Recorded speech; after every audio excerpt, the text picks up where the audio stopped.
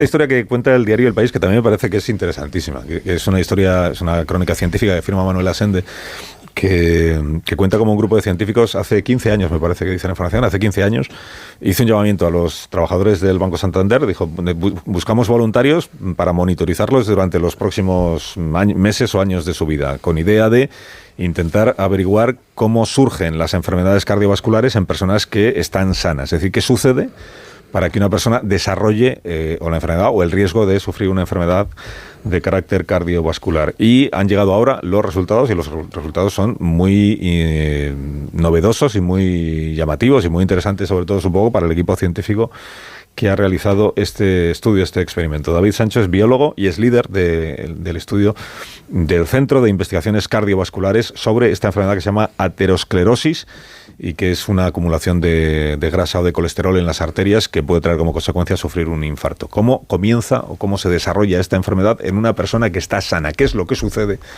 para que la enfermedad comience a manifestarse? David, buenos días. Hola, buenos días. ¿Qué tal?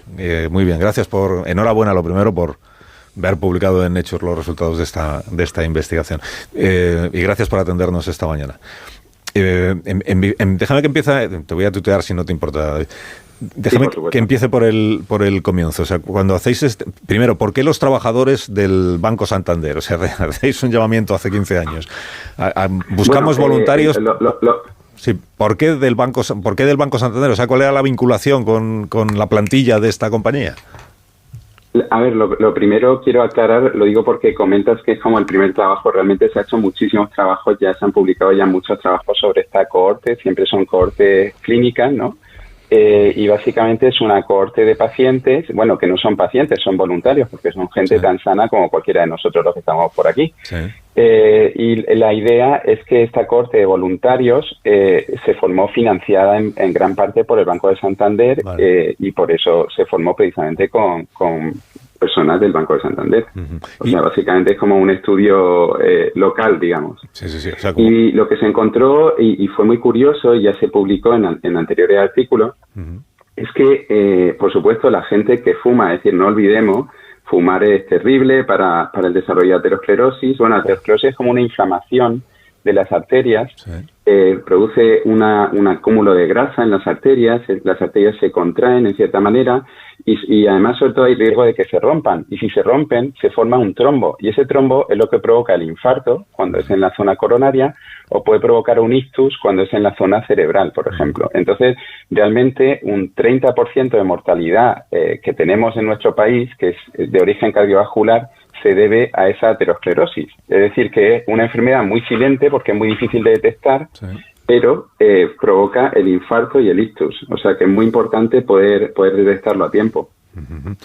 Y en vuestro caso, en vuestra investigación, las conclusiones, supongo que serán varias, pero la conclusión que se destaca en esta crónica del diario El País es esto de que nuestro propio intestino, o de algunas personas, desarrolla, o las bacterias de nuestro propio intestino pueden desarrollar esa molécula que a su vez es el origen de que empiece a manifestarse o a desarrollarse la enfermedad. Esto, veo que en la información que firma Manuel Asende en el diario El País, dice que es un cambio de paradigma, o sea que estaríamos ante un resultado muy novedoso desde el punto de vista científico, ¿o no?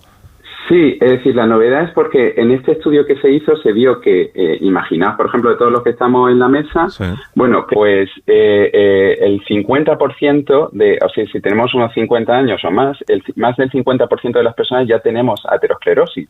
Es decir, a pesar de que hagamos incluso vida sana, es decir, por supuesto, la gente que fuma o que tiene un factor de riesgo por alimentación, que tiene una alimentación muy desequilibrada, es decir, a base de mucha grasa, etcétera, pues esta gente va a desarrollar más aterosclerosis y tiene mayor riesgo, muchísimo mayor riesgo. Pero incluso la gente sana, hay un 30, 35%, 40% de personas que desarrollan aterosclerosis. Y claro, entonces te preguntas, bueno, esta gente sana, ¿por qué desarrolla aterosclerosis? Si realmente no tiene tanto nivel de riesgo ni a nivel poblacional. Por tanto, lo que nosotros en ese momento nosotros somos inmunólogos, que estamos en el CENIC, en el Centro Nacional de Investigaciones Cardiovasculares, y estábamos estudiando la microbiota. Y vimos que en la microbiota ya se había publicado que podía haber productos de la microbiota. Microbiotas son las bacterias que tenemos en nuestro intestino, y que hay productos de esa microbiota intestinal que pueden producir también la enfermedad, que pueden producir aterosclerosis, ¿no? Se había descrito algunos, pero se habían descrito muy pocos, entonces pensamos que podía haber más. Entonces lo que hicimos fue un experimento en un modelo animal de aterosclerosis, tratando no con antibióticos y tratando de ver productos dependientes de los antibióticos, es decir, que fueran producidos por la microbiota, porque cuando hay antibióticos, pues la microbiota se muere, y que se vincularan a la aterosclerosis. Entonces redescubrimos algún compuesto que ya se había descrito anteriormente, pero lo muy interesante es que haciendo esto de manera totalmente no secada, es decir, de manera totalmente ciega, pues encontramos un nuevo producto, un nuevo metabolito que llamamos propionato de imidazol, bueno, se llama así, y este propionato de imidazol se vincula al desarrollo de aterosclerosis. Entonces encontramos este vínculo, lo encontramos en ratón. De manera que el siguiente paso era investigar si este vínculo también existía en humanos. Y para eso teníamos la cohorte PESA, que es esta cohorte de progresión temprana en aterosclerosis, que se formó en colaboración con el Banco de Santander hace 15 años. Entonces, en esta cohorte encontramos que efectivamente había un vínculo del imidazol propionato, el propionato de imidazol, tanto a las personas que habían desarrollado aterosclerosis como particularmente a aquellos que tenían una aterosclerosis activa, porque lo interesante de esta cohorte es que no solo te permite ver el desarrollo de aterosclerosis, es decir, esa inflamación de la arteria, ese estrechamiento de la arteria, sino realmente si hay inflamación, si es una aterosclerosis activa. Y si hay inflamación, a mayor riesgo de ruptura. Entonces es muy interesante poder tener un nuevo marcador, y eso es uno de los avances interesantes de este estudio, que aparece como un nuevo biomarcador temprano de aterosclerosis activa, es decir, de la aterosclerosis que tiene mayor riesgo. La alternativa sería hacer unos estudios de imagen, que son los que se hacían aquí en este estudio clínico, unos estudios de imagen que no puede realizar la Seguridad Social porque son muy caros, porque hay que hacer TAC, hay que hacer un montón de análisis, y realmente es un proceso muy complejo, mientras que la alternativa que proponemos es que un análisis de sangre permite detectar, al menos en un 20% de los casos, que no es una proporción nada mala, un 20% de personas que tienen niveles altos de imidazol propionato, el propionato de imidazol, y donde esto se vinculaba con un alto nivel de enfermedad. Entonces esto es la primera parte, digamos, del estudio, la parte más diagnóstica. Pero se puede impedir el desarrollo, o sea, se puede conseguir que la bacteria no produzca o no desarrolle esto, creo que lo llamamos metabolito, el propionato de imidazol. Se puede, o sea, podemos actuar sobre nuestra microbiota para eliminar la posibilidad de que esta molécula o el metabolito llegue a aparecer, ¿o no? Efectivamente, es decir, el tema es que hasta ahora lo que he comentado es que hay una asociación, ¿no? Pero asociación no significa causalidad. Es decir, tú puedes tener, digamos, eventos asociados que no necesariamente uno sea causal del otro. Simplemente pues porque se asocian a una tercera diferencia o lo que sea. Entonces, lo que hicimos aquí fue ver si había causalidad, si el propionato de imidazol causaba la enfermedad. De nuevo, nos fuimos a modelos animales. Muy importante resaltar que los modelos animales son indispensables hoy en día y probablemente por los próximos 40 o 50 años en la investigación, así que por favor necesitamos mucho apoyo para que se pueda seguir investigando en animales. Y lo que se hizo fue tratar con el propionato de imidazol en agua de bebida en modelos de ratón proaterogénico, es decir, que tienden a desarrollar aterosclerosis en cuanto se pone dieta alta en colesterol, pero lo interesante es que no poníamos dieta alta en colesterol, es decir, que en principio esos animales no deberían desarrollar mucha aterosclerosis. Sin embargo, tan pronto como se ponía el propionato de imidazol en el agua de bebida, desarrollaban aterosclerosis. Y de hecho, estos son un poco las imágenes también que aparecen en el diario El País, que estabas comentando. Sí. Pues ahí se ve cómo simplemente poner el propionato de imidazol ya llevaba a desarrollar aterosclerosis, simplemente por sí mismo. Este es un resultado que no habíamos visto nada semejante nunca, y realmente lo que te dice es que este metabolito es suficiente para el desarrollo de aterosclerosis. Y este metabolito hay que recordar que también se induce cuando hay una dieta que llamamos proaterogénica, es decir, una dieta alta en grasas, etcétera, no saludable. De tal manera que lo que decías es, ahora, ¿se puede intervenir terapéuticamente en esto? Sí. Claro, lo interesante también es que hemos encontrado el receptor que tenemos para detectar este metabolito. Entonces, lo que hacemos en el artículo es que como había ya un inhibidor asociado a este receptor, pues tratamos con el inhibidor y esto nos permite prevenir la interacción del metabolito con su receptor. Y este receptor actúa sobre todo en células inmunitarias, en macrófagos, que son unas células inflamatorias de tal manera que si utilizamos este inhibidor se previene la activación de células inflamatorias y se reduce la inflamación de la arteria, de tal manera que se reduce el desarrollo de aterosclerosis. Como si neutralizaras el metabolito, digamos, ¿no? Para que no pueda causar ese efecto. Eso es. Vale. Eso es, el metabolito actuaría en el macrófago para inducir inflamación. Como tú utilizas el inhibidor, ya no puede activar el macrófago ya no puede producir la inflamación y por tanto se previene el desarrollo de aterosclerosis. Entonces hemos visto que previene tanto el desarrollo de aterosclerosis por el propionato de imidazol, como también el desarrollo de aterosclerosis por dieta alta en grasas, que inicialmente vimos que era lo que aumentaba los niveles de propionato de imidazol.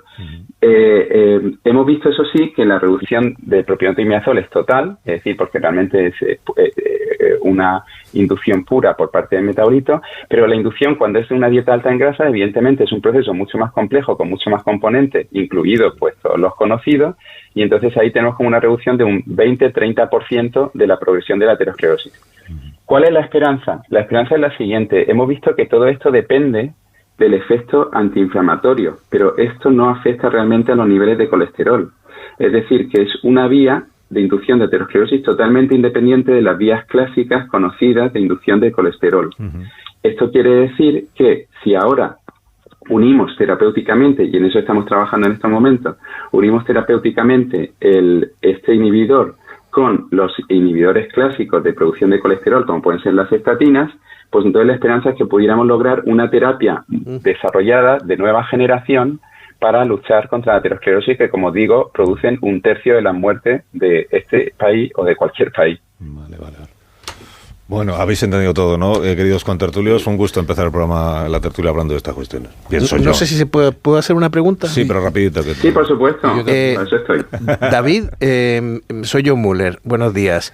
David, buenos días. ¿Y habéis estudiado qué pasa al suprimir el propionato? Sí, eso es una estrategia muy, muy interesante. Es decir, hay una estrategia que es lo que decía, que es inhibir la detección del propionato de imidazol, pero claro, una cosa muy interesante que estás planteando es que el propionato de imidazol solo lo produce la bacteria. Es decir, solo la bacteria tiene una enzima, una reacción bioquímica que produce este propionato de imidazol. Entonces, una alternativa es inhibir directamente la enzima de la bacteria que produce el propionato de imidazol. Eso no lo estamos haciendo nosotros, pero eso lo está haciendo un investigador sueco, Fredrik Bajer, con el que hemos colaborado en el artículo y con el que también hemos presentado ahora un proyecto a nivel europeo para intentar seguir mejorando el diagnóstico, digamos, los dos aspectos interesantes de este proyecto. El diagnóstico por un lado, pero por otro lado el tratamiento. Pero este tratamiento ya no basado en la inhibición del receptor que hemos detectado nosotros, sino en la inhibición de la producción de este metabolito por parte de la bacteria. Entonces eso sería un plan, incluso no te diría plan B, para mí sería el plan A. ¿Por qué el plan A? Porque si tú inhibes un receptor de la persona, nuestro, siempre puede haber un efecto secundario, claro, porque ese receptor está ahí por alguna razón. Sin embargo, si tú inhibes una enzima de la bacteria, esa enzima sola la tiene la bacteria, de tal manera que no tienes ese efecto secundario. Es muy, muy interesante inhibir la producción de ese metabolito. La idea sería, por tanto, desarrollar un nuevo método de diagnóstico para diagnosticar las personas que tienen alto el nivel de propionato de imidazol y a continuación ir con un inhibidor de la producción de propionato de imidazol en esas personas.